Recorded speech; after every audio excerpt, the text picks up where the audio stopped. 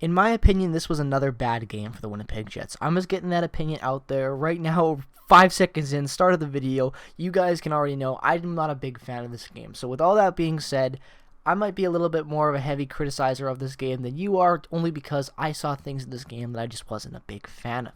Now, more importantly, before we jump too far into this video, make sure to go turn on notifications if you haven't already, subscribe if you're new, and also follow all my socials down in the description. Make sure to go follow my Twitter and Instagram and whatnot if you want to stay connected to me on all different types of social media platforms. And with all that being said, I thought the Jets in this game looked better than what they did last game, obviously, but for a majority of the first period and for the second period, I would say as well, I just didn't like and see anything special in my opinion. The first period, obviously, I'm going to talk about it because I know what you're probably thinking. Oh, you just said there's nothing special. How could he not say that? Ehlers' goal was great, blah, blah, blah. Ehlers' goal was great. I will not take that away. And what a way to get 300 points, huh? Am I right? Like, that is a fantastic pass, a great effort, and like I'm just happy that that's a memorable milestone for him, and to make it a memorable play is even better. So congratulations to Nikolai Ehlers on collecting his 300th career NHL point tonight in the win against the Ottawa Senators. And although the Jets did come out and win, thank God, can you imagine if they dropped 2 in a row to the Ottawa Senators en route to go play the Maple Leafs tomorrow? That would suck. Nonetheless, I'm happy they were able to win, but there were elements in this game that I thought were scary considering the fact we're going up against the top teams in the North Division in the next couple of weeks. And I wasn't a big fan of a lot of the D-to-D kind of plays that they were making and just how their overall composure was in their own end of the ice and in the neutral zone at times. The Jets, obviously, for that first and second period, were able to roll out some good offensive opportunities. I will not take that away from them. And Laurent Brossoit, in my opinion, tonight looked pretty good. But for a majority of the part of this game, I just felt the Jets looked flat-footed at times. And I wanted to see them be more aggressive coming off of that embarrassing performance against Ottawa last game. And I wanted them to be a little bit more aggressive, attack the net a little bit more. And I didn't see much of that. And like I was saying, the third period obviously was a much more better affair for the Jets, I would have to say, definitely. Especially when you go and look at the plays that just happened overall within that third period. The Jets looked like a much better team in the third period. I don't think there's a single person that would really deny that, but in my opinion, nonetheless, they still could have been a little bit better. Like, I already feel that this is going to be a quick game recap, in my opinion, because honestly, minus that first period where Nick Paul was able to obviously get the game opening goal right at the start of the game, basically a minute 19 into the first period, and then Mark Scheifele was able to combat that a couple minutes later with 3 minutes and 24 seconds into the first period. And obviously, after that, it was pretty dead, in my opinion, with a lot of, back and forth, really boring hockey with not a lot of chances. And the second period was just really sloppy hockey, I felt like, for a lot of times.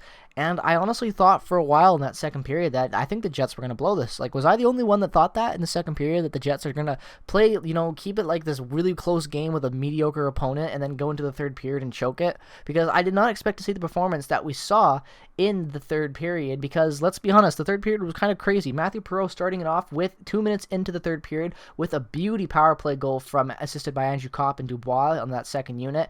And yeah, like I said, power play goal to start this third period, and that was a great goal by Mathieu Perreault. Really excited to see Mathieu Perreault having the season he has. That's his 9th goal of the season so far, which puts him up to 17 points in 42 games as a 4th liner, and that's pretty insane. So definitely happy to have Mathieu Perreault back to the way he was prior to last season, and just having a really good year this year. Last year, in 49 games played, Mathieu Perreault had 7 goals and 8 assists for 15 points. This year in 42 games, he's already got more goals, tied his assist total, and already passed the place in his last season point. I can't talk there. Stuttering all my words. Never mind what I'm trying to say. The point is that Mathieu Perreault is much better than where he was last year. So definitely happy to see Matty P, the French Prince, back to his form from a couple of years ago. And after that, the third period, like I said, looks very strange for the Jets because they look like a different team. I know the third period Jets are something that we've all come to realize and expect, that they're just better in the third period, or they're better when they're trailing. Like, it's just this weird culture that this team has where we suck in the first, or we give up the first goal, or whatever it might be, and then we usually have to come back and chase again sometimes, especially this season. That's been a common narrative.